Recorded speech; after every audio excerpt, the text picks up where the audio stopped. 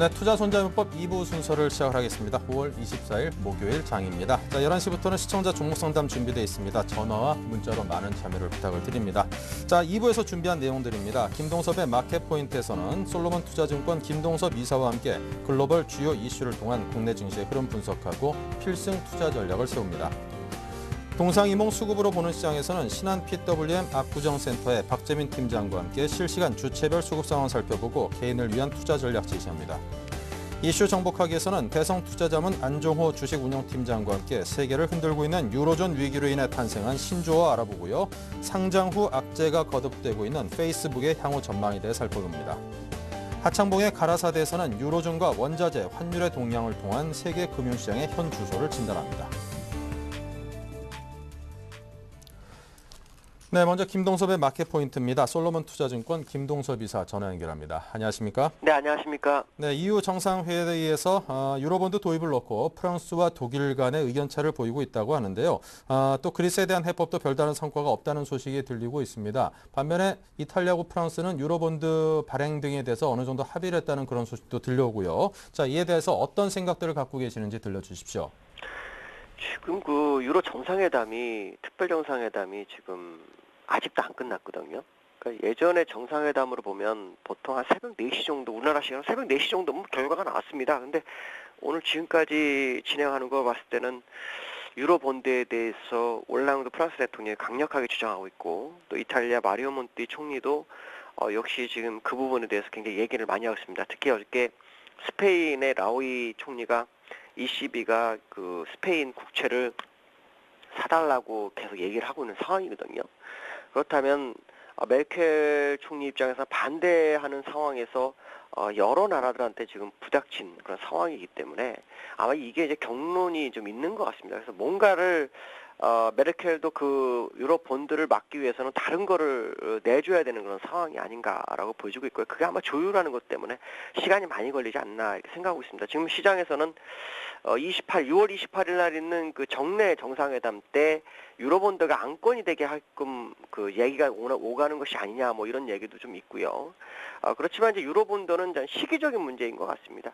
그 메르켈 총리가 주장하는 것은 유로존을 어떤 규칙이 없는데 어떻게 지금 그 본드를 만드느냐, 그건 말이 안 된다라는 겁니다. 무슨 말이냐면 정치적 통합이 이루어지지 않은 상태에서 사실은 그 통합이 된 상황이거든요. 그러니까 어떻게 제재를 가할 수 있는 방법도 전혀 없는 상황이고, 이런 모습으로 인해서 아직은 시기상조다라는 것이 독일의 입장입니다. 그래서 독일에서는 지금 그 프랑스하고 합의 본 것 중에 하나가 이제 프로젝트 본드라 그래서 유로본드 전 단계로 사회 간접 투자 쪽으로 방향을 좀 선회하고 있는 것인데, 그것을 이제 굉장히 주장하고 있는 모습인 것 같습니다. 그렇지만 프랑스 올랑드 대통령 입장에서는 대통령이 당선되면서 주장했던 정책의 일환이고, 또 6월 17일 날에는 총선에서 승리하기 위해서는 뭔가 얻어내야 되는 상황이기 때문에 아마도 그 부분에서 서로 뭔가 조율하는 시간이 좀 필요한 것 같습니다. 제가 볼 때는 가장 중요한 것은 이제 ECB에서 국채를 무제한 매입할 수 있는 기회를 준다면 사실 유로본드는 늦어도 상관이 없습니다. 그러나 시장에서는 좀 더 안전판으로 유로본드에 대한 부분을 얘기하는 거고요. 지금 상황으로 봤을 때는 시장이 상당히 좀 혼조한 상황이지만 이번 특별 정상회담에서 지난번 신재정협약의 부수적인 내용들, 예를 들어서 ECB의 역할론에 대한 부분이 나오지 않겠느냐라고 보이고 있고요. 유로본드는 아마도 쉽지 않을 것이다. 아마 독일이 유로본드를 하게 되면 문제가 되는 것 중에 하나가, 어저께 신문을 보셨는지 모르겠지만 그 독일이 이번에 국채 발행을 했죠. 2년물짜리를 했는데 표면금리가 0%입니다. 그러니까 공짜로 쓰는 거죠. 내가 공짜로 쓸 수 있는데 굳이 유로본드를 만들어서 스페인이나 이탈리아와처럼 내가 조달금리를 줄 이유 없다라는 것이 독일의 입장이기 때문에 유로본드에 대한 부분이 조금 어려울 수 있다. 그러나 지금보다는 향후 나중에 될 수 있고, 그거를 가지고 지금 새로운 어떤 요구 조건들, 20이라든가 20의 역할이라든가 ESM의 어떤 자본 재확충이라든가 그다음에 예금자들을 보장해주는 뭐 이런 것들을 끌어내기 위한 전략이 아니냐. 그렇다면 유로본들은 앞에 전면에 나타난 내용에 불과한 거고 실질적인 내용은 다른 데 있다라고 생각하시면서 시장을 봐야 된다라고 말씀드릴 수 있습니다. 네. 자, 전일 뉴욕 증시는 혼조세로 마감을 했습니다. 다우지수가 이 급격한 하락을 하다가 막판 뒷심 발휘하면서 낙폭을 만회를 했는데요. 그 비결은 무엇이라고 보십니까? 일단 그 미국 같은 경우는 저가 매수세가 좀 유입이 된 걸로 보이고 있고요. 또 하나는 그 자리는 그 무너지게 되면, 그러니까 12,200이 깨지게 되면은 급격하게 하락할 수 있는 부분이기 때문에 아마 방어를 한 것으로 좀 보이고 있고요. 또 현재의 지수 때는 그 양적 완화를 할 수도 있는 아주 중요한 자리입니다. 왜 그러냐면 그 양적 완화라든가 경기 부양하는데 가장 걸림돌이 되는 것 중에 하나는 바로 인플레이션이거든요. 인플레이션이 생기면 돈을 풀어봐야 아무 소용이 없기 때문에 이 인플레이션을 막기 위해서 사실은 굉장히 좀 걱정을 많이 합니다. 근데 유가가 하락을 했죠. 유가가 90불 밑으로 내려왔습니다. 특히 인플레이션에서 가장 중요한 그 부분을 차지하는 게 유가인데 서부 텍사스 중진류 유가가 내려왔다라는 거죠. 그러니까 결국 양적 완화의 기대 심리가 굉장히 커지는 상황이고 유로존이 더 이상 밑으로 갈 상황이 아니다라는 그런 판단이 시장에서 투자가들의 어떤 투심을 자극한 것이 아니냐. 그래서 저점 부위에서 저가 매수세가 진입했고 그리고 이 이후의 방향성을 논하지 않겠나 이렇게 보고 있습니다. 네. 자, 유가가 상당 부분 좀 하락을 했습니다. 서부 텍사스 중진류 기준으로 90불을 하회를 했는데요. 자, 이것이 주식시장에 미치는 영향은 무엇일까요? 지금 그 다우하고 유가하고 연동하는 분위기가 있거든요. 그렇지만 그 월봉 차트로 보면은 전혀 다릅니다. 다우는 우상향으로 올라가는 상황이고 유가는 우하향에서 세 번째를 벗어나려는 그런 상황으로 보입니다. 결국 유가의 하락을 통해서 주가가 이때까지 연동이 됐던 부분이 이제 탈피될 수도 있지 않느냐. 특히 유가가 이란 문제로 인해서 호르무즈 해협에 봉쇄가 생겼을 경우 상당히 문제가 발생했는데 이 부분이 지금 잘 얘기가 되고 있답니다. 그래서 그 영향이 오고 있다. 그렇다면 아까 말씀하신 것처럼 유가의 하락으로 인해서 인플레이션을 잡을 수 있다면 적어도 추가 인플레이션이 나타나지 않기만 한다면 양적 완화를 할 수 있고 그렇게 되면은 결국 유가와 주가가 지금은 연동하지만 반대 방향으로 갈 수 있다라는 생각을 할 수 있습니다. 그 얘기는 유가가 더 빠질 수 있고 주가는 급격하게 치고 가는. 그러니까 지금 현재 시장성의 유동성이 여러 안전자산과 위험자산에 있는데 위험자산 쪽으로 더 급격히 쏠릴 수 있는 부분이 생길 수 있다는 거죠. 그래서 유가가 만약에 120불대를 넘어가면 서부 텍사스 중진류 기준입니다.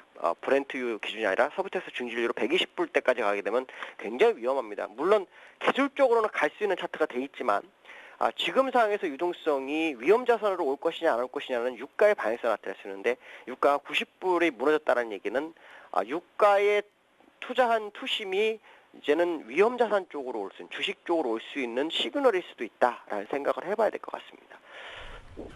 네. 자, 우리 증시 현재 그 모습에 대해서 진단과 또 전략을 한번 조언을 해주시면 도움이 될 듯 싶습니다. 지금 상황으로 보면 뭐 매수를 해야죠. 매수를 네. 하는 게 당연한 거고 물론 투자는 이제 투자가 결정해야 될 부분이지만 지금 상황으로서 두려워할 상황은 전혀 아니다라고 보여주고 있고요. 외국인이 매도를 좀 하고 있는 건 사실이지만 시장의 어떤 유로존 문제로 인해서 좀 두려움이 있어서 아마 매도를 하는 겁니다. 그렇지만 어느 정도 해결되면 다시 급격하게 매수가 진입이 될 수 있고 지난번에 1650부터 외국인들이 썼던 금액으로 따진다 그러면 사실 지금 나온 금액은 그때에 비하면 그렇게 크지가 않습니다. 그러니까 어떻게 보면 지금 상황은 우리가 저점에서 매수 대응해 주는 것이 좋지 않느냐라고 보여지고 있고요. 이번에 나온 것으로 보면 거의 한 3조 5천억 정도 나왔는데 그때 들어온 게 한 8조 9조 정도 들어왔었으니까 지금 지수 대비로 본다면 사실 나온 것은 아니다라고 보셔야 될 것 같고요. 지금은 오히려 저점에서 매수 대응해서 홀딩이 필요한 시점이 아닌가라고 보여지고 있고 만약에 리스크 관리를 한다면 미국을 12,200포인트가 무너지는 시점을 포인트로 잡고 접근하시면 될 것 같습니다. 지금은 특히 프로그램 매도가 나오는데도 불구하고 프로그램 매도를 받아먹으면서 올라가고 있다는 거죠. 주가가 버텨주고 있다는 겁니다. 그 얘기는 그 프로그램 매도가 다시 프로그램 매수로 전환될 수 있다는 것을 알리는 그런 모습이죠. 그래서 선물에서 막판에 어저께도 콘텐코로 바꿔놓고 끝나는 모습이었고 지금은 또 선물에서 약간 또 백오데이션 상태를 좀 유지하고 있죠. 그러면서 계속 지금 그 물량이 출회되고 있는 그런 상황인데 이 상태에서 보면 항상 그 백오데이션에서 콘텐코로 살짝 바꿔주는 시점에 그 외국의 현물의 방향성이 바뀌는 경향이 있습니다. 그래서 지금이 아마 그 시점이 아닌가라고 보여지고 있고요. 또 저점 부위라고 예상되는 시점에서 미결이 계속 증가를 하고 있는 것으로 보았을 때 지금 누군가는 롱포를 준비하고 있다라는 것을 좀 확인할 수 있는 부분이고 또 외국인이 지금 17,000개 정도의 누적 매도가 있는데 이 누적 매도가 한 2, 3천 개 정도 밑으로 내려와 버리면 그때부터는 아마 환매가 아마 상당히 좀 빠르게 진행될 수 있다고 본다면 지금은 모든 사람이 불확실성을 얘기할 수 있는 자리지만 매수를 해서 나쁘지 않은 자리다라고 판단하고 있습니다. 네, 지금은 당연히 사야 될 시기고 매수하기에 나쁘지 않은 자리다. 이런 진단을 해주셨습니다. 지금까지 솔로몬 투자증권 김동섭 이사였습니다. 감사합니다. 네, 감사합니다. 자, 계속해서 신한금융투자 PWM 압구정센터의 박재민 PB팀장과 이야기 나눕니다. 안녕하세요. 네, 안녕하세요. 네, 지금 양시장이 뭐 큰 폭은 아닙니다만 2포인트, 4포인트 각각 상승을 하고 있습니다. 먼저 주체별 수급 상황부터 짚어볼까요? 네, 그동안 기대했던 비공식 유럽 긴급 정상회의 사실 끝났습니다. 독일의 강경 반대로 인해서 유로 본드 발행은 결국엔 물 건너갔고요.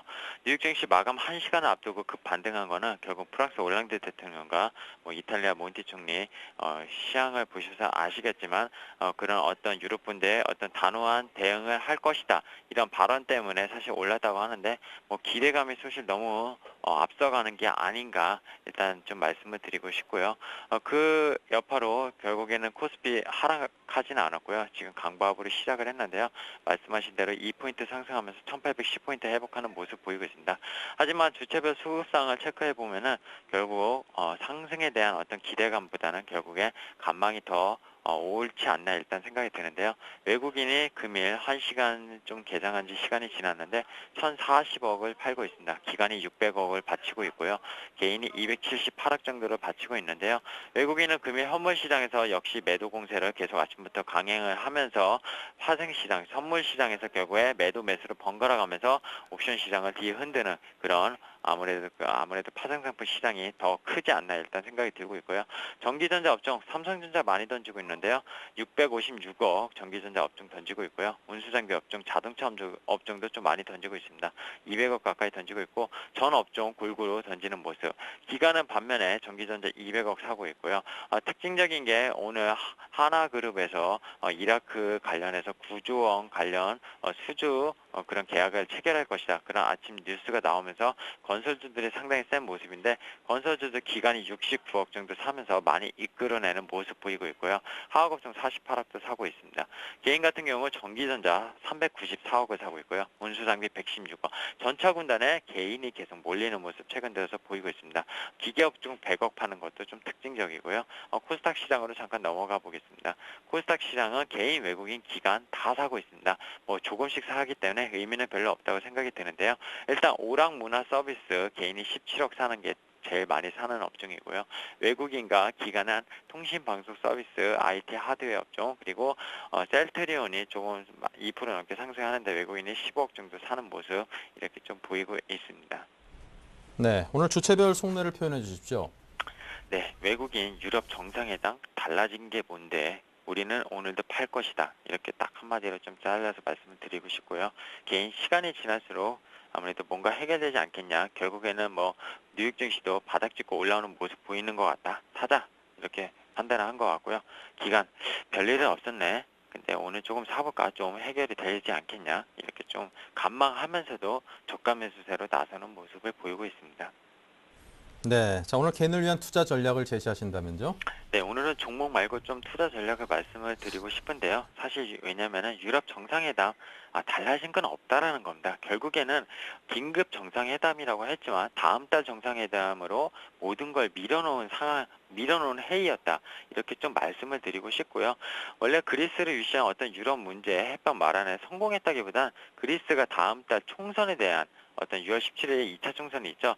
거기에서 연정 구성이 어떤 당이 1당이 되든지 연정 구성을 해서 결국에 유로존, 유럽 중앙은행이랑 계속 어떤 자금 유동성을 밀어주는 거에 대한 정책에 대한 그리스가 긴축을 계속 할 것이냐 말 것이냐, 이게 가장 중요한 건데, 그리스가 다음 달 총선에서 결국에 누가 되든 계속 우리한테 지원을 받고 싶으면, 유로존한테 이제 지원을 받고 싶으면은 니네 이탈되고 원하지 않는다면은 긴축 받아들여라, 이런 아무래도 압박을 좀 구성하기 위한 회의가 아니었나. 예, 그래야지 유럽 전체가 공조할 수 있다, 이런 분위기를 만든 그런 회의였다, 이렇게 좀 압축해서 좀 말씀을 드리고 싶고요. 그런 기대감이 사실 뉴욕 증시 결국에 그리스가 이탈되지 않을 것이다, 그다음 프랑스 올랑드 대통령이랑 이탈리아 몬티 총리가 결국 합의하면서 결국에 메르켈 총리도 결국에는 공조하지 않겠냐, 이런 기대감에 뉴욕 증시가 200% 하락해서 보합까지 올리는 저력을 발휘했지만, 국내 증시 그런 입장에서 뉴욕 증시 따라가는 입장입니다. 지금 강보합으로 시작했지만 사실 금일 아까도 말씀드렸지만 외국인 현물 많이 팔고 있고요. 어제 4천억 가까이 팔고 오늘 벌써 1,000억 팔았습니다. 선물 시장 아침에 매수세로 일관하는 것 같지만 지금 매수세 좀 많이 줄였고요. 외국인이 만약에 순매도로 언제든지 선물 시장에서 돌아선다면 여기서 지수 하락은 금방 나올 수 있는 장입니다. 왜냐면은 매수세가 시장에서는 별로 없기 때문에 조금만 매도세가 프로그램 물량만 나와도 꼬꾸라질 수 있는 장이다, 이렇게 말씀드리고 싶고요. 외국인의 수급을 왜 체크해야 되냐면 16일째 지속이 되고 있습니다. 4조 좀 안 되게 팔고 있는데요. 작년 이제 2008년 금융위기 때 리먼 브라더스 터졌을 때 외국인이 한 9조 정도 던졌었습니다. 그때 이후에 지금 규모로는 거의 2위 정도 지금 하고 있는 입장이고요. 결국에 최단기간 매도세가 6월까지 계속 지속될 걸로 보이고 있기 때문에 지수 상승에 대한 어떤 기대감보다는 결국 유럽 변수가 어떻게 해결되는지, 결국에 유럽의 이벤트는 다 몰려 있습니다. 6월 달에 결국에 스페인, 이탈리아 재정 상태부터 해가지고 그리스 총선, 프랑스의 총선도 기다리고 있죠. 그다음 우리가 기대하고 있는 FOMC 정례회의 19일, 20일 6월 달에 전부 다 몰려 있습니다. 그리고 유럽 재무장관회의도 6월 29일 말자로 몰려 있고요. 결국 그런 것들이 충돌이 어떻게 되면서 6월 달에 변곡점을 찍을 것으로 보기 때문에 5월 달은 시작, 이렇게 좀 말씀을 드리고 싶습니다. 네, 지금까지 박재민 PB팀장의 조언이었습니다. 감사합니다. 네, 감사합니다.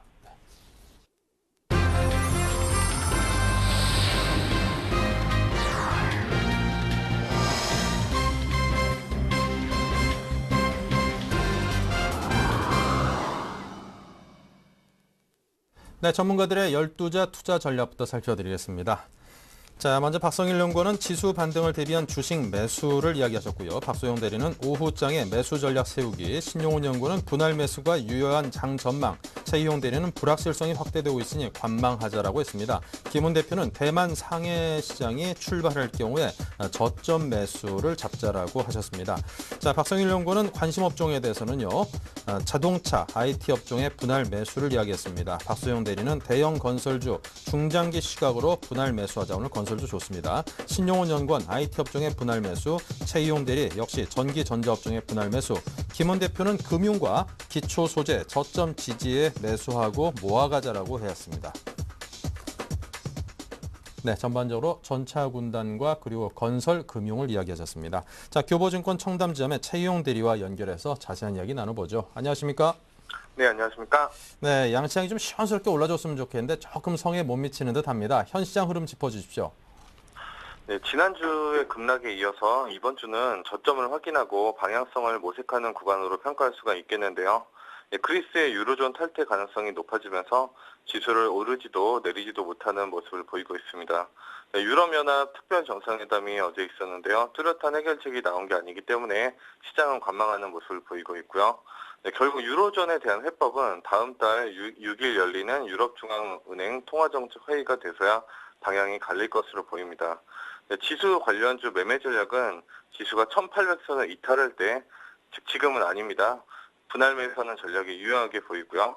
그 이후로는 일자를 좀 비교를 해보면 외국인이 지금 17일 연속 순매도를 보이고 있습니다. 네, 하루도 쉬지 않고 거의 한 달 내내 매도를 보이고 있는데 지금 개인과 기관은 저가 매수에 가담할 뿐이지 지수를 본격적으로 올릴 만한 그런 힘이 없습니다. 따라서 외국인의 순매도가 순매수로 전환이 되거나 아니면 적어도 매도를 하지 않는 그런 형국이 돼서야 지수가 다시 올라갈 수 있다. 이런 말씀 드리고요. 코스닥은 오히려 거래소보다 조금 상황이 낮습니다. 450선이 지지선으로 작용하면서 저점을 조금씩 높여가는 모습을 보이고 있고요. 테마의 수명이 예전에 비해서 짧고 지속성이 없지만 한편으로는 저점을 찍었다는 심리가 시장 전반적으로 펼쳐져 있는 상황이라서 중기적으로 봤을 때는 오히려 거래소보다 반등 탄력이 더 강할 수 있다고 판단이 됩니다.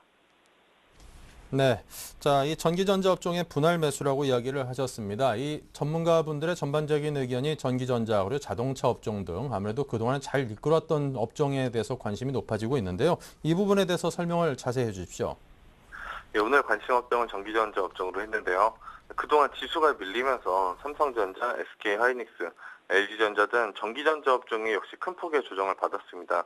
오히려 현대차, 기아차 같은 자동차 업종에 비해서는 낙폭이 삼성전자를 제외하고는 상당히 큰 편이었고요. 특히 삼성전기나 LG이노텍 같은 경우에는 낙폭이 더 컸습니다. 전기전자 업종 역시 수출 관련 업종이고 해외 영향을 많이 받는 데다가 환율의 부담까지 있기 때문에 따라서 내릴 수 있는 그런 이유가 됐습니다. 하지만 최근 들어서 성장성과 가격 조정을 감안해보면 이제는 매수로 접근해도 부담이 없는 자리라는 생각이 들고요. 특히 최근 낙폭이 큰 대형 전기전자 관련주에는 가격 메리트가 굉장히 높아진 종목들이 많습니다. 잠시 후에 추천 종목 할 때 알려드릴 건데요. 이제는 전기전자 업종에 한해서 조금씩 분할 매수로 담아가 보자 이런 말씀을 드리도록 하겠습니다. 네, 자, 그럼 전기전자 업종 중 어떤 종목에 관심을 두고 계십니까? 네, 오늘은 SK 하이닉스를 준비해 왔습니다. 네, 하이닉스 하면 단기 거래로 매매하는 분들이 꽤 많은데요. 네, 3월 달에 3만 원대를 찍고 2개월 동안 큰 폭의 조정을 받으면서 어제 단기 저점을 만들고 오늘 소폭 반등을 하고 있는 모습을 보이고 있습니다. 2만 2천 원대 중반 정도를 보이고 있는데요. 네, 하이닉스는 SK그룹에 인수되면서 재무 건전성을 높이는 레벨업 효과가 있습니다. 단기적으로 낙폭이 컸지만 SK그룹과의 시너지 효과가 기대가 되고요. 향후 높은 성장성이 기대가 됩니다. 최근 들어서 디램 가격이 좋지 않은 건 사실이지만 치킨 게임이 거의 끝나가고 있기 때문에 2분기부터는 턴어라운드가 기대가 된다. 이런 말씀을 드리겠습니다. 네, 매수가는 현재가인 22,500원 내에 목표가는 28,000원, 손절가는 2만 원을 제시하도록 하겠습니다. 네, 자, 지금까지 최희용 대리의 도움 말씀이었습니다. 감사합니다. 감사합니다. 네, 오늘의 핫 이슈 살펴드립니다. 이슈 정복하기 박미라 아나운서 나와주십시오. 안녕하세요. 이슈 정복하기 박미라입니다. 오늘 살펴볼 이슈 화면으로 정리해보겠습니다. 유럽 재정 위기를 압축적으로 표현한 신조어가 줄을 잇고 있습니다. 유로존 이탈이라는 최악의 국면으로 치닫는 그리스 사태와 관련된 용어가 대부분을 이루고 있습니다. 최근 우리 증시가 외국인에 의해 크게 휘둘리면서 그 취약성이 다시 한번 입증됐습니다. 외국인은 오늘까지 17거래일째 순매도에 나서고 있습니다. 간밤 페이스북 주가는 1달러 오른 32달러로 마감했습니다. 그러나 페이스북 주가는 기업 분기 당시 공모가 38달러보다 약 16% 떨어진 수준인데다 기업 분기 당시 의혹으로 소송까지 휘말리며 곤욕을 치르고 있습니다. EU 정상들이 벨기에 브뤼셀에서 비공식 정상회담을 가졌으나 이렇다 할 합의에 이르지 못했다고 주요 외신들이 보도했습니다. 앞으로 유로존의 전망 점검해보겠습니다. 네, 오늘 순서는 대선 투자난문의 안종호 주식운용팀장과 함께하겠습니다. 안녕하세요. 예, 안녕하십니까. 예, 그렉시트 유로 개돈. 저도 처음에 이 단어를 들었을 때 어떤 뜻인가 고개를 갸우뚱했었는데요. 최근 이렇게 그리스 사태와 관련된 신조어가 많이 등장을 하고 있더라고요. 어떻게 보십니까? 네, 그리스 사태가 많은 전문가들과 시장에서 얘기가 되고 있다 보니까 그 모든 상황을 이제 하나의 단어로 표현하고자 그런 이제 신조어들이 등장하고 있는 것 같은데요. 또 신조어를 모르면 또 그때의 상황을 또 잘 깨닫지 못하게 되기 때문에 몇 가지 말씀을 드리면은 지금 말씀하셨던 그렉식 같은 그리스 플러스 엑시스를 붙여서 그리스가 유로존에서 탈퇴하는 것을 의미하는 것도 있고요. 그 도이치방크 연구원이 밝혔던 유로존에서 그리스가 그렇게 문제가 된다면 단일 통화에서 약간의 변형을 준 그 유로를 규로라고 짓는 이제 새로운 화폐를 만들자 해서 규로라는 말도 나오고 있고요. 대부분은 이제 유로 플러스 아마겟돈을 합쳐서 유로겟돈이다.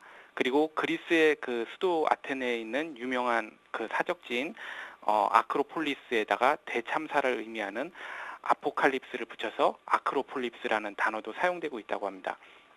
그리고 또 이제 그리스에다가 일렉션이라는 선거를 붙여서 그릴렉션이라는 단어가 있다고 하고요. 최근에는 또 뱅크런을 이야기하는데 그 그리스에서는 현재 지금 한 20에서 30% 예금이 이미 빠져나갔습니다. 그래서 뱅크런까지는 아니다라는 의미에서 뭐 뱅크 조깅이다라는 말도 나오고 있다 그럽니다. 그리고 영국에서는 드라크메일이라고요. 그 기존의 그리스 통화였던 이제 드라크마에서 그 위협한다는 블랙메일을 합쳐서 드라크메일이라는 단어도 만들었다고 하는데요. 이 모든 것들이 이제 그리스에서 나도 모르는 사이에 뭔가 터질 것 같다라는 어떤 불안한 심리를 잘 나타낸 것이 아닌가 싶습니다. 네, 좀 재밌긴 하지만 불안한 심리를 반영한 게 아닌가 싶어서 조금은 씁쓸하기도 하네요. 다음 이슈입니다. 우리 시장은 외국인을 위한 시장일까요? 최근 들어서 외국인 수급에 의해서 많이 휘둘리고 있는데 이런 급락장 속에서도 외국인들은 꾸준히 수익을 챙겼다죠? 네, 그 최근에 이제 외국인들은 이제 매도 기조를 계속 유지하고 있는 것은 맞습니다. 그리고 특히 그 자금의 상당 부분이 유럽 쪽에서 나오고 있어서 그 유럽 쪽에서는 지금 자금을 상당히 급하게 여기고 있는 어떤 흐름을 읽을 수 있는데요. 그 최근에 기사를 보면은 그 외국인 매매에 대해서 그 이런 장에서도 외국인들은 수익을 올렸다 이런 기사가 소개됐습니다. 그래서 보면은 외국인들이 이제 삼성전자를 36,000주 22일 날 대거 팔아서 또 14,000주 정도는 순매수해서 그 차익을 누렸다. 뭐 이런 이야기도 있고요. 그 코덱스를 매도해가지고 그 대부분의 또 큰 수익을 올렸다. 그래서 지금 외국인들은 이런 급락장에서도 이제 알토란 같은 수익을 챙겼다. 이런 기사인데요. 저는 이제 이런 외국인들은 매매를 잘했다라는 기사들이 이제 저희 경제신문 기사를 보면 이제 종종 눈에 띕니다. 그런데 이것은 사견입니다만 이런 내용은 이제 기사라기보다는 소설에 가깝지 않나 이런 생각을 합니다. 왜냐하면 그 우리나라에서 외국인 투자가들이라고 불리는 집단은 이제 수천 기관이 있습니다. 그 수천 기관이 같은 방향을 움직이지 않고요. 서로 다른 투자 철학과 투자 방법을 가지고 있기 때문에 지금 기사에서 기자분이 쓰신 어떤 그런 논조처럼 누군가는 삼성전자를 팔아서 그 바로 많이 떨어지니까 그 밑에서 다시 샀다. 이런 것은 이제 상당히 같은 외국인이 그런 매매를 했다라고 볼 확률은 이제 상당히 낮다라고 생각을 하고요. 그 삼성전자나 ETF 같은 것은 이제 그 주가지수 선물이나 옵션 같은 것과 연계해서 매매도 되고요. 그 특히 이제 시가총액 상위 몇몇 종목들은 베타가 높은 몇몇 종목을 골라내서 바스켓을 만들게 되면 종합주가지수와 상관관계가 상당히 올라가기 때문에 그 프로그램 매매나 이제 선물 포지션을 구축할 때 많이 활용되기도 합니다. 그리고 특별히 또 그 삼성전자 같은 경우에는 그 펀드를 운영할 때 비중을 크게 조절하기가 상당히 어렵습니다. 왜냐하면 많은 펀드들이 그 종합지수를 벤치마크하고 있는데요. 그 벤치마크하고 있는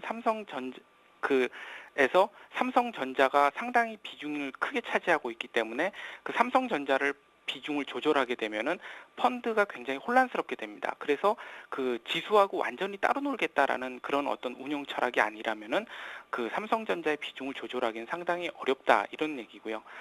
결국 이제 제가 드리고 싶었던 내용은 그 외국인이 삼성전자를 얼마에 그 이런 하락장에서 빨리 팔아서 그리고 또 그 밑에선 사서 수익을 챙겼다라는 것은 그 오해의 소지가 많기 때문에 그 투자의 판단의 어떤 근거로 삼기에는 부족하지 않나 싶습니다.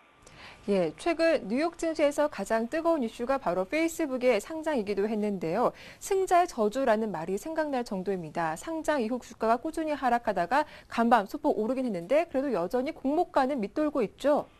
네, 최근에 이제 페이스북이 그 상장 전에 언론의 스포트라이트를 엄청 받고 있습니다. 근데 상장이 되자마자 이제 급락을 했는데요. 그 말씀하신 대로 급락을 하다가 어저께 잠깐 멈췄습니다만 그래도 공모가보다 한 20%는 그 3일 만에 빠져 있습니다. 그래서 시장에서는 이거는 뭐 수요 예측이 실패했다. 그 지나치게 고평가된 상장 가격을 매긴 게 잘못이다. 뭐 이런 얘기도 나오지만 그 최근에는 미국에서는 모건 스탠리가 그 IPO를 담당했던 회사가 잘못한 것이다라고 하면서 소송까지 걸렸다 그럽니다. 그리고 최근에서는 이제 언론에서는 또 그 페이스북의 광고 효과가 그렇게 크지 않다, 과장됐다, 뭐 이런 표현도 합니다. 그래서 최근에 이제 그 페이스북에 관련된 뉴스들은 결론적으로는 투자가들이 당했다, 뭐 이런 분위기입니다.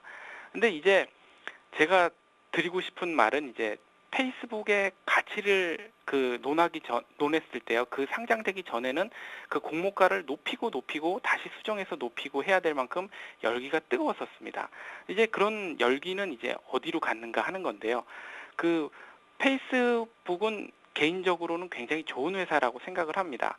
지금 전 세계 인구가 70억 명인데 90억 명이 그 실명으로 지금 현재 페이스북을 사용을 하고 있고요. 그리고 그 어떤 분들은 우리나라의 어떤 SK컴즈의 싸이월드에 비해서 인터페이스가 나쁘다라고 얘기를 하지만은 그 각종 사이트나 프로그램이 연동되기에는 그 상당히 오픈되어 있는 좋은 시스템을 갖추고 있습니다, 나름.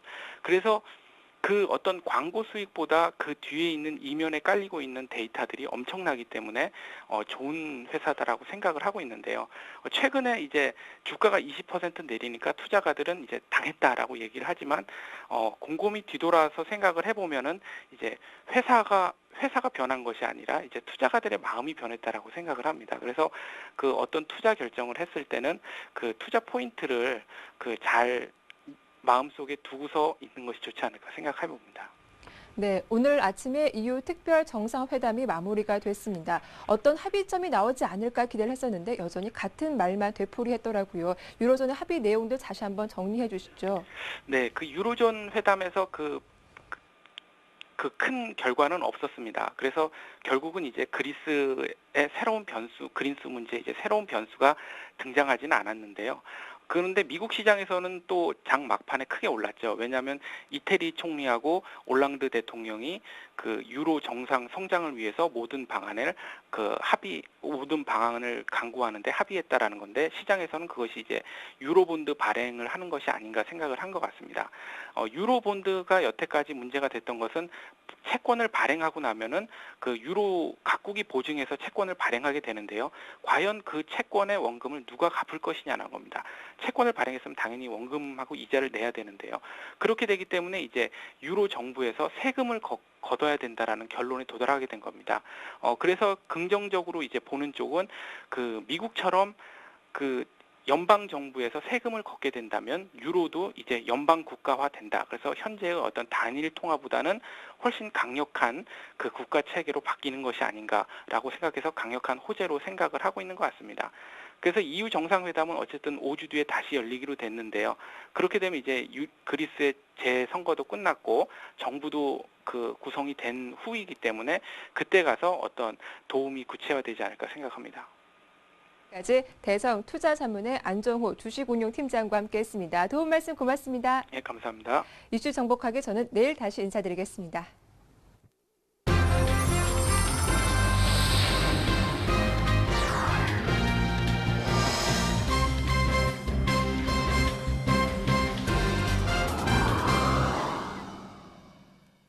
네, 중국 증시를 살펴드립니다. 리딩투자증권의 우성재 팀장입니다. 안녕하십니까? 예, 안녕하세요. 네, 설명해 주시죠. 예, 지금 중국 본도 증시는 강하게 상승으로 출발했습니다. 지금 큰 폭의 상승은 아닌데요. 0.05% 상승한 2364.96포인트의 장 움직임 보이고 있습니다. 시장이 최근 들어서 아시아 증시 중에서 가장 견조한 모습을 보이고 있는 가운데 오늘 중국 본토 지수 2350선에서의 지지 속에서 상승폭을 확대해 나갈 수 있을지 여부는 좀 지켜보셔야 될 것 같습니다. 최근 들어 원자보 총리의 발언 이후 시장에서의 기대감 그리고 투자 심리가 좀 안정되는 모습을 보이면서 증시에 큰 폭의 급락은 없는 모습을 보이고 있는 가운데 통화 및 재정 정책의 완화 가능성은 더욱더 증가하고 있는 모습을 보이고 있습니다.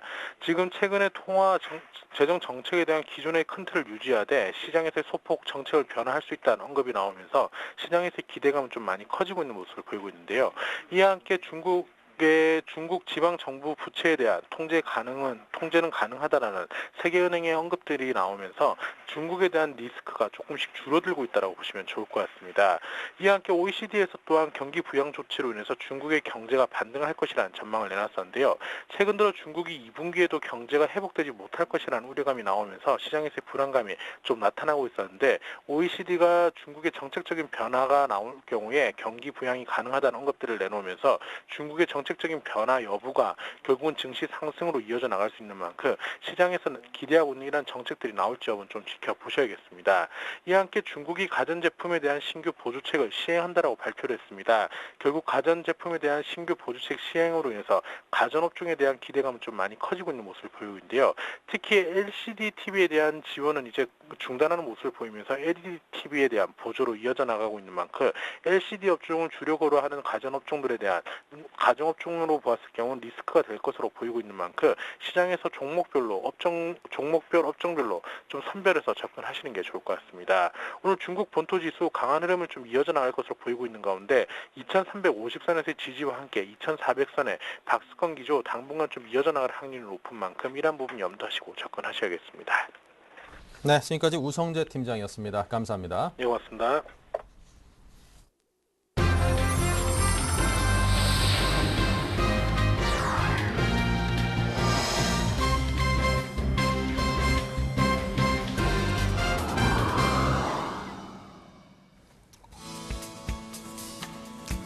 네, 안녕하십니까. 사실 어젯밤새 저도 약간 해외 시장을 좀 지켜봤는데 역시나 우리의 기대감이 크면 실망감도 크고 또 실망감이 크기 때문에 장이 계속 좀 불안한 장이 나오고 있지 않나 보겠습니다. 지금 같은 장에 사실 어떻게 앞으로 움직일지 예측할 때 좀 약간은 예측 불가능한 영역입니다. 또 다음 달 6월 달 정도에 되게 되면 그리스 총선이라든지 그리스 총선이 있을 것 같고요. 6월 28일인가요? 사실 이때가 사실 특별 제대로 된 정상회담이고 지금 어제 오늘 열린 건 일시적인 회동에 가까운 그런 회의였습니다. 그렇기 때문에 시장에서도 약간은 큰 기대를 했습니다만은 이렇다 할 의견은 나오지 못했던 것 같다 말씀드리겠습니다. 그래서 지금 세계 금융시장의 현 주소가 어느 정도 위치에 있고 또 하나 사실 이거 위치에 있는 것도 먼저 중요할 것 같고요. 또 앞으로 여러 가지 지표를 통해 가지고 시장이 어떤 방향을 흘러가는지 체크할 수가 있습니다. 사실 정치적 변수라든지 유럽 이슈 같은 경우는 계속적인 뉴스 보도 그리고 시시각각 변하기 때문에 우리가 대응할 수 있는 영역보다는 뉴스에 바로 그냥 당하게 되죠. 그렇기 때문에 그거는 일단 차치하더라도 어떤 금융시장의 어떤 흐름을 통해 가지고 장이 어떤 식으로 변하는지 그리고 그 흐름을 체크했을 때 어떤 변곡 포인트를 찾을 수 있는지 오늘은 거기에 조금 포커스를 맞춘다 말씀드리겠습니다. 지금 현재 유로존 금융시장 현 주소를 잠깐 살펴보면 유로존 같은 경우는 지금 가장 간단하죠. 그리스가 잔류를 하느냐, 잔류를 하느냐 아니면은 정말 디폴트해서 탈퇴를 하느냐 이거 이슈입니다. 이게 상당히 계속적으로 좀 진행되는 사항이고 누구나 아는 사항이기 때문에 이 부분에 대해서는 간단히 좀 넘어갈 것 같고요. 그리고 가장 중요한 거 사실 주시장에서 상당히 중요한 것이 우리가 주식만 있는 게 아닙니다. 사실 조금 더 크게 넘어보면 유가라든지 기금속 관련해서 원자재 흐름이 또 있을 것 같고요. 그런 이면에는 그보다 조금 더 큰 시장이 사실은 통화시장입니다. 통화시장, 국채시장, 사실 주식시장은 캐파로 따지면 맨 후위로 좀 밀립니다. 그렇기 때문에 이 부분 체크해 봐야 될 것 같고 국내 증시 같은 경우도 사실 최근에 가장 중요한 것이 환율입니다. 외국인들이 실제적으로 팔아서 환율이 오른 것도 있습니다만 환율 추이 자체도 어떤 변곡으로 좀 잡아야 되고 또 하나가 환율이 어느 정도 수준에 있는지 알아야 장이 여기서 올라갈지 내려갈지 판단할 수 있지 않나 보겠습니다. 첫 번째부터 먼저 살펴보면은 유로존 이야기죠. 실제적으로 지금 그냥 제가 오늘은 가장 쉽게 설명을 드리겠습니다. 시장에서 고민하는 거, 돈을 주네 마네, 유로본드 만드네 마네, 가장 키포인트는 바로 긴축에서 성장입니다. 지금 시장의 글로벌 키워드는 성장으로 간다는 거죠. 간다기보다는 성장이 필요한 위치에 왔다는 겁니다. 그동안 한 5년 이상 강도 깊은 긴축을 해왔고 그것이 이제 자본이 생겼지 않습니까? 실제적으로 북유럽, 독일이라든지 이쪽 네덜란드, 오스트리아 이쪽은 어떻게 보면은 유로존이 재정 통합이 안 된 상태에서 정치적 통합만으로 유로존을 형성했었고요. 근데 그 정치적 통합이 지금 삐딱선을 타고 있죠. 계속적으로 집권 여당의 참패, 총선 기타국의 총선에서의 계속적인 신정부의 어떤 정권 교체가 나오다 보니까 원래 기존 정부 가져왔던 긴축 정책이 한계를 드러나면서 이제 필요한 것은 성장이다 이렇게 포커스를 맞추고 있는 겁니다. 근데 성장을 하기 위해서는 SOC 사업 투자를 해야 됩니다. 공장도 짓고 학교도 짓고 교량도 놔야겠죠. 그러려면 가장 중요한 것이 뭐죠? 네. 바로 유동성, 돈이 필요한 겁니다. 그래서 과연 이 돈의 자금을 어떻게 만들 거냐가 지금 시장의 키워드인데 가장 시장에서 나오는 이야기는 뭐 EIB라든지 유럽투자은행입니다. EIB라든지 EFSF. EFSF 같은 경우는 작년 말부터 계속 나와가지고 지금 현재 뭐 7월달 정도 되게 되면 또 이야기가 나오겠죠. 한 5천억 유로 정도가 만든다 그런 이야기 있고, 근데 이건 하나의 기금을 만드는 꼴이 되는 것이고요. 서로 조금씩 출자를 하는 것이죠. 근데 그보다 더 강력한 호재, 사실은 시장을 한 방에 바로 돌릴 수 있는 유일한 호재는 바로 유로본드 발행입니다. 근데 유로본드 발행은 지금 독일, 프랑스 상당 이견이 나오죠. 안 합니다. 왜 안 하냐면은 당연히 유로본드를 발행하기에는 채권을 발행하는 거 아니겠습니까? 그렇게 됐을 때는 잘 사는 나라들은 돈을 조금 더 내게 되는 것이고 못 사는 나라도 내는데 일단 잘 사는 독일이나 북유럽들이 많이 냅니다. 또 그 사이에서 어떤 현상이 생기냐면은 이탈리아라든지 그리스는 지금 10년물 국채 금리가 7%대죠. 근데 독일이 지금 1%대입니다. 근데 만약 유로 본드를 발행하게 되면은 이 본드의 어떤 국채 금리의 평준화가 이루어집니다. 한 4% 정도로. 그렇게 됐을 때는 잘 생각해 보시면은 잘 사는 그 북유럽 그 독일이라든 네덜란드 국가들은 오히려 데미지를 상당히 입게 되는 것이죠. 그렇기 때문에 실제적으로 지금 독일도 계속적으로 지방선거에서 참패하고 있다 이런 말씀 드리겠습니다. 그래서 지금 요 이슈 같은 경우는 뭐 저도 예측 불가능한 능력이기 때문에 상당히 뭐 어떤 임팩트 있는 결론은 못 내드립니다만은 지금 시장의 확실 화두는 한 가지만 정리하면 그동안 찌그러진 경제를 살리기 위해서 필요한 것은 바로 성장이고 성장하기 위해서는 자금이 필요한데 그 자금을 어떤 기금을 통해서 유로 본드를 발행해서 만들려고 한다. 그런데 독일과 프랑스가 이견이 다르고 또 북유럽 같은 경우도 철저하게 유로 본드 발행에는 반대하고 있기 때문에 그리스 문제가 계속적으로 난항으로 가고 있다. 그런 말씀을 드리겠습니다. 그 다음 문제 이제 지금부터 잘 살펴볼 것이 상당히 중요한 것이 이제 지표입니다. 오늘은 유로화를 먼저 살펴보겠는데 유로화는 실제적으로 유로존을 형성한 하나의 기축 통화죠. 근데 지금 현재 유로존 재정 위기가 계속적으로 악화되다 보니까 어제 같은 경우는 유로 달러 환율이 1.258달러까지 내려갔습니다. 차트에서 보시다시피 지금 1.30달러를 내려갔다는 겁니다. 유로화가 약세, 유로존이 불안하니까 그 나라의 그 국가의 통화의 가치가 계속적으로 떨어지고 있다는 겁니다. 당연히 달러는 강세를 보이는 것이죠. 지금 잘 보시면 지금 1.30달러 수준은 제가 차트에도 표시해놨습니다만은 작년도 8월 그리고 2008년도 리만 사태 수준보다 더 밑으로 내려간 겁니다. 그리고 사실 유로존 위기는 2007년도 초반부터 세계 경제에 약간 타격을 줬는데 영상에서 그래프에서 보시다시피 계속적으로 유로화 약세가 진행되고 왔다 이렇게 말씀드립니다. 그렇기 때문에 항상 인덱스로 볼 때 유로화가 지금처럼 계속 내려갔을 때는 다른 거 안 봐도 뭐 미국 차트, 독일 차트 안 봐도 유럽 위기는 진정되고 계속적으로 악화일로로 가고 있구나. 그렇게 해석하는 게 좋다 말씀드리겠고요. 두 번째 볼 것은 유가입니다.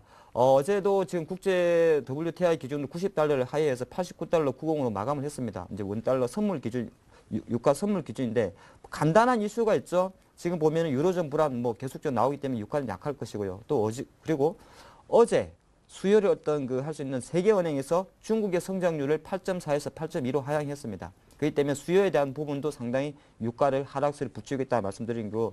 약간 지금 또 어떤 나오기가 국제 원자력 기구 IAEA하고 이란하고 핵개발 의혹 규명해서 사철 방식에 합의에 좀 임박했다 이런 이야기 나오고 있습니다. 이것이 조금 또 유가 하락을 좀 붙이고 있다 이런 말씀드리기 때문에 당분간은 아마 유가는 85에서 90달러, 95달러 정도 박스권을 봅니다. 조금 더 하향 쪽으로 내려갈 수 있습니다. 유가가 내려간다는 거는 실제 우리 실물 경제에는 좋다고 단순히 생각할 수 있습니다만은 세계 경제에는 상당히 데미지 입을 수 있다 이렇게 말씀드리겠고요.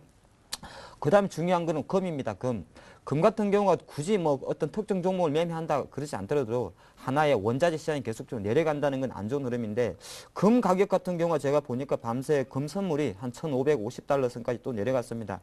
지금 이 위치는 한 최근 10개월의 최저치가 될 것 같고요. 뭐 유럽 불안 상당히 노출되기 때문에 똑같은 내용이 될 것 같은데 한 가지 말씀드린 것은 금이 강세를 보일 때는 예전에도 보면 달러가 약세를 보였었겠죠. 근데 지금 전에 아까 제가 유로화에서 살펴드렸듯이 지금 유로화가 약세를 보이면서 상대 통화인 달러가 강세를 보이기 때문에 당연히 원자재를 할 수 있는 금의 수요는 금 가격은 내려가는 것이고요.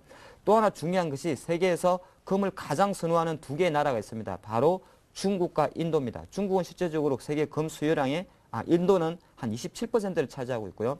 중국 같은 경우는 그보다 더 많은 비중이 있는데 이쪽의 경기도 지금 계속적으로 디센딩하고 있기 때문에 금에 대한 수요가 감소하고 있다 이렇게 봅니다. 그래서 가장 제가 기술적으로 조금 더 살펴드리겠는데 금 가격 같은 경우는 그래도 한 1,550달러 정도가 상당히 단기적 최근 5년간의 박스권 하단이었기 때문에 이 부분 좀 지지하는지 살펴봐야 된다 말씀드리면서 간단히 차트 살펴보면은 지금 현재 유가의 차트를 보고 계신데 제가 표시해놨죠. 지금 89달러 90센트까지 떨어졌는데 확실하게 약간 밑으로 내려가는 흐름이 있습니다. 그리고 상품 시장은 주식 시장과 달리요. 한번 추세를 만들면 끝까지 내려가는 성향이 있습니다. 보통 주식 차트 같은 경우는 매수가 원래 매도를 압도하기 때문에 정상적인 시장이라면 항상 차트는 좀 우양합니다만은 원자재 시장은 양방향이 열려 있습니다. 매도를 때리는 해지 세력들이 있기 때문에 실제적으로 지금 단순하게 90달러 선에서 어떤 특정 이평선에 닿았다고 바로 반등을 기대하는 것은 좀 불리하다 그렇게 볼 수 있을 것 같고요. 금 가격 같은 경우도 마찬가지입니다. 근데 유가보다는 조금 안정적이지 않을까 생각을 합니다. 조금 제가 차트에도 한 1,500, 1,600달러 밑에 이렇게 동그랗게 표시를 해놨는데 최근 전체적으로 흐름을 봤을 때 조금 전에 살펴봤던 유가보다는 조금 그래도 하락폭이 낮다 그렇게 말씀드리겠습니다. 자, 국내로 접어 들어오면요. 지금 현재 외국인이 오늘도 주식을 팔고 있죠. 5월 접어들어서 3조 7천억을 팔았습니다. 물론 판 중에서 한 60, 70%는 거의 다 유럽계 자금입니다. 근데 1, 2월 달에 어차피 12조 정도가 주식이 들어왔었는데 그 자금도 거의 반 이상이 다 유럽계 자금이었어요. 그래서 지금 유럽계 자금을 좀 팔고 있다 보는 것이고 당연히 유럽계 자금이 외국인이 주식을 팔면 환율은 올라가겠죠. 이건 단순한 수급 논리로 설명될 수가 있습니다. 그래서 환율이 지금 1,170원대까지 올라왔다 말씀드리겠고요.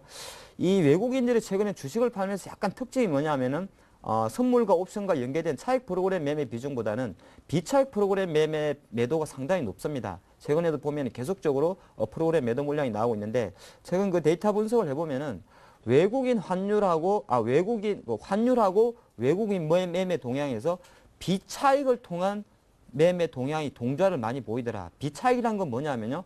그냥 바스켓으로 시장가로 팔아버리는 겁니다. 무차별적으로.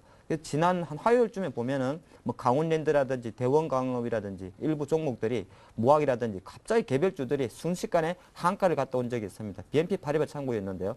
그래서 그런 식으로 어떤 펀드에 석정된 상태에서 비차익을 통한 바스켓 매도가 많이 나오더라 그렇게 봅니다. 그래서 환율 같은 경우는 제가 당분간은 봤을 때 한 1,200원 박스권 상단을 뚫을 수 있는 가능성도 조금 열어두는데 한 가지 조금 괜찮은 거는 환율은 국가에서 조금 관리를 해줍니다. 어느 정도 약간은 밴드가 있는데 이제 그 박스권을 터지게 되면은 관리가 좀 안 됐죠. 지금은 사실 1,150원 박스권을 터져버리다 보니까 정부에서 컨트롤할 수 있는 능력을 조금 벗어났고요. 또 항상 우리나라 수출이업체, 중공업체가 되겠죠.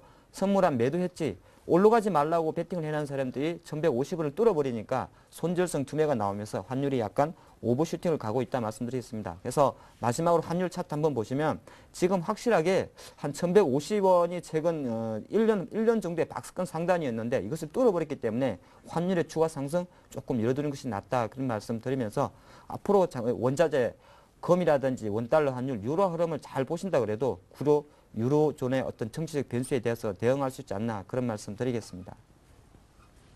네, 자, 지금까지 하창봉의 가라사대를 함께 하셨습니다.